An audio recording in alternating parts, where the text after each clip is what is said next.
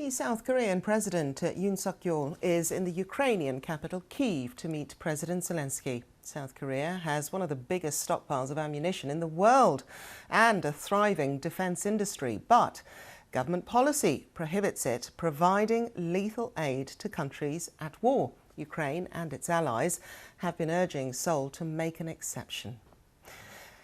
Well, we stay with the issue of war in Ukraine, and it has been 3 weeks since the Russian mercenary organisation, the Wagner Group, staged an attempted mutiny over the way the Russian military was fighting its war in Ukraine. In the aftermath, they were granted an amnesty and offered the chance to go and live in Belarus.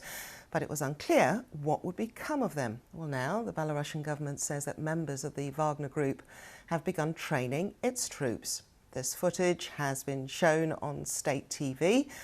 The announcement is the first official confirmation that some Wagner mercenaries are actually based in Belarus. So far, Belarus hasn't openly taken part in Russia's invasion of Ukraine, although it did allow its territory to be used by the Russian military as a staging post last year. Our correspondent in Kyiv is Abdujalil Abdurasolov, and he has more on this.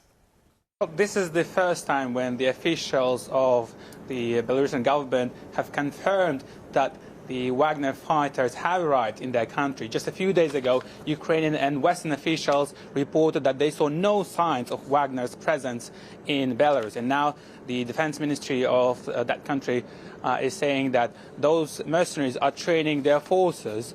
And these are not the regular army units of Belarus that are being trained by Wagner mercenaries. These are so-called territorial defense groups. These are civilians who can be called up in case if the country is attacked.